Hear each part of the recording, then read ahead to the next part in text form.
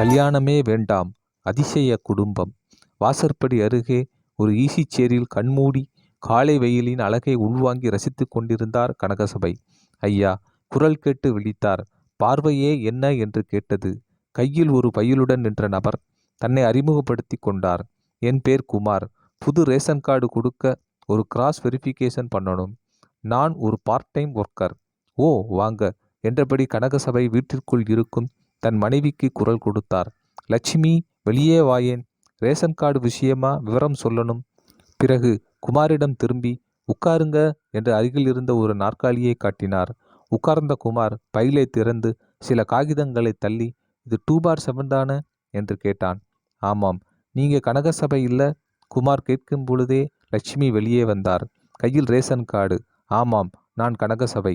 இவ லட்சுமி. அப்புறம் சரவணன், கணேசன், வித்யா, இவங்க? அப்புறம் சுவாதின்னு ஒரு சின்ன பொண்ணு. குமார் படித்துக்கொண்டே போக லட்சுமி சத்தமாக கணேசன், சரவணன், வித்யா, கொஞ்சம் வாங்களேன் என்று கூப்பிட்டார். குமார் தன் வேலை எளிதாக முடிந்ததாக எண்ணி, பரவாயில்லைங்க, எல்லோரும் இருக்கீங்களே என்று தனது படிவத்தில் டிக் அடிக்க ஆரம்பித்தார். 1 நிமிட நேரத்திற்குள் மற்ற மூவரும் ஆஜரானார்கள். நீங்க சர்க்கரை மட்டும் போதுங்கிற கார்டுதானே? ஆமாம், சரவணன் சொன்னார். குமார் தொடர்ந்து கேட்டான். கனகசபை, இப்போ உங்க வயசு என்னங்க? 77. லட்சுமி அம்மா 64. சரி, கணேசன் இங்க யாரு? நான் தான் மூத்தவன். கணேசன் சொல்ல, வயசு 53. வித்யா இவங்களா? உங்க மனைவியா? குமார் கேட்க, இல்ல சிஸ்டர். ஓ சாரி. உங்க வயசுமா? 48. சரிங்க. சரவணன் நீங்களா?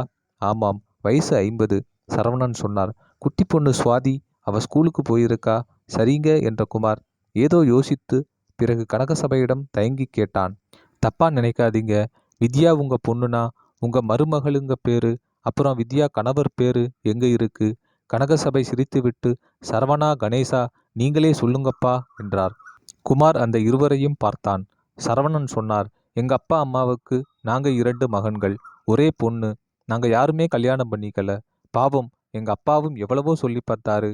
நாங்க இதுல உறுதியா இருந்துட்டோம். குமார் வியப்பாக பார்த்தான். குடும்பத்தில் ஏதோ ஓரிருவர் திருமணமாகாமல் இருந்திருக்க வாய்ப்புண்டு. மூவரும் என்றால், சார், ரொம்பவும் ஆச்சரியமாகவும் இருக்கு, இன்ட்ரெஸ்டிங்காகவும் இருக்கு. இந்த முடிவை உங்க சொந்தக்காரங்க, தெரிஞ்சவங்க யாரும் விமர்சனம் பண்ணலையா? ஆமாம், மொத்தத்துல தப்புன்னாங்க. குடும்பத்துக்கே சாபம்னு கூட சொன்னாங்க. பாவம்னாங்க. எல்லோருக்குமே போக போக அழுத்து போச்சு. மன்னிக்கணும். தனியா இருக்கிறது உங்க விருப்பம். ஆனா என்ன காரணத்துக்காக இந்த முடிவை எடுத்தீங்கன்னு தெரிஞ்சுக்கலாமா? குமார் கேட்டான். தெரிஞ்சுக்கிட்டா தப்பில்லைங்க. கணேசன் இடையில் புகுந்து பேச ஆரம்பித்தார். முதல் காரணம், எங்க அப்பா அம்மா இந்த வயசான காலத்துல அவங்க எந்த கஷ்டமும் இல்லாம நிம்மதியா இருக்காங்க. அவங்க பேச்சுக்கு பதில் சொல்ல ஒருத்தருக்கு 3 பேர் இருக்கோம். எங்க வாழ்க்கையே அவங்களுக்காகவே அர்ப்பணிக்க முடிவு செஞ்சோம். கொஞ்சம் ஓவரா தெரியும், ஆனால் எங்களுக்கு நியாயமாத்தான் தெரியுது. சரிங்க, அப்போ உங்களுக்குன்னு தனித்தனி குடும்பம், வாரிசு தேவையில்லையா? தேவைன்னு யார் சொன்னாங்க? சட்டமா இருக்கு. எல்லோரும் ஏதோ கட்டாயம்னு தேடிக்கிறோம், அவ்வளவுதான். ஆனா அதே நேரம் அந்த மாதிரி வாய்ப்பு அமைஞ்சிருந்தா எங்களை பெத்தவங்களுக்கு இப்ப கிடைக்கிற நிம்மதி, சந்தோஷம் அப்ப கிடைச்சிருக்குன்னு சொல்ல முடியாது. குமார் யோசித்தான். சரிதான், சொல்ல முடியாதுதான். அதுக்காக இப்படி பெத்தவங்க சேவையே குறிக்கோளா இருந்தா வாழ்க்கையில சுவாரஸ்யம் எப்படி இருக்கும்? அதற்கு வித்யா பதில் சொன்னார். வாழ்க்கையோட சுவாரஸ்யம் புது புது உறவுகள் கிட்ட இல்லைங்க. அப்படி பார்த்தா எல்லோரும் 4-5 குழந்தைகளை பெற்றுக்கணும், மாமனார் மாமியார்னு அந்த புது புது உறவுகளையும் மனதார ஏத்துக்கிட்டு வாழணும். அது நடைமுறைக்கு சாத்தியமில்லையே. கரெக்ட் தான். கணவன் மனைவி குழந்தைகள் தவிர மற்ற உறவுகள் திருமணத்திற்கு பிறகு சற்று அந்நியப்பட்டுத்தான் போகின்றன. குமார் விடவில்லை. உங்களோட இந்த வம்சம் முடிஞ்சிடாது.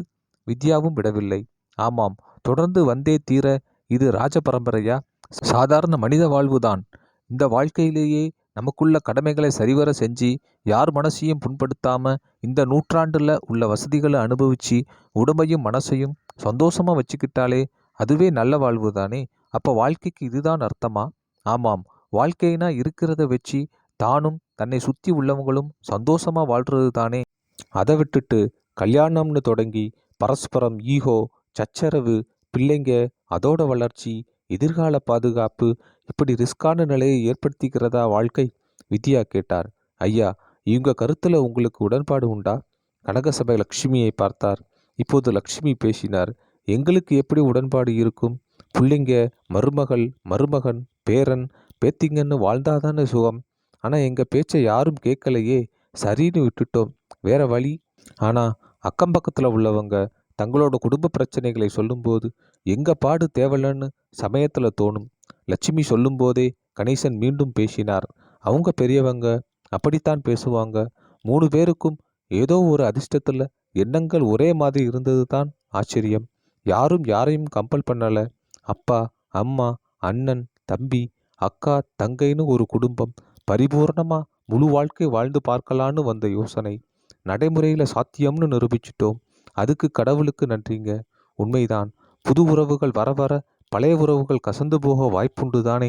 இதுக்காக நீங்க எதையுமே இழக்கலையா? குமார் கேட்டான். உன்னை எல்லோரும் இழந்துட்டோம். அது தாம்பத்திய வாழ்க்கை. ஆனா அதுக்கு ஈடா ஏராளமா கிடைச்சிருக்கு. அதை குடும்ப வாழ்க்கை வாழ்றவங்க புரிஞ்சிக்க முடியாது. உங்களுக்குள்ள மனஸ்தாபம், சண்டை, சச்சரவு வந்ததே இல்லை என்று குமார் ஆச்சரியப்பட, ஏன் வராம? ஆனா அடுத்த நிமிஷம் மறைஞ்சிடும். அதை பெருசாக்க இங்க யார் இருக்கா? என்னவோ அந்த கூட்டு குடும்பம் நியாயமான ஒன்றுதான் என்று குமாரால் சொல்ல முடியவில்லை. அதே நேரம் தன் குடும்ப வாழ்க்கையை நினைத்து பார்த்தான். மனைவி, குழந்தை என சராசரியாக ஓடிக்கொண்டிருந்தாலும் தன்னை பெற்றவர்களை, உடன் பிறந்தவர்களை, உறவினர்களை நினைத்த மாத்திரத்தில் பார்க்கவோ பேசவோ முடிவதில்லை என்பது புரிந்தது. குடும்பம் குடும்பம் என்ற சராசரி சூழலில் தான் இருப்பது புரிந்தது. இவர்களுக்கு அந்த கவலை இல்லை. முத்துக்கு முத்தான, சொத்துக்கு சொத்தான வாழ்க்கை. பார்க்க வரட்டுத்தனம் போல்தான் தெரிகிறது. ஆனால் அவங்க சந்தோஷமாகத்தானே உணர்கிறார்கள்.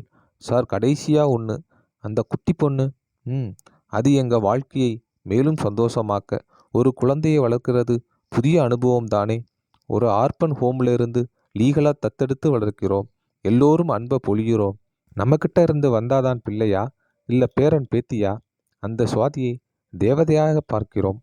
பெண் குழந்தையை வளர்ப்பதற்கு காரணம் பின்னாடி அவளை கல்யாணம் செய்து கொடுத்துடலாம் இல்லையா என சரவணன் சொன்னார்.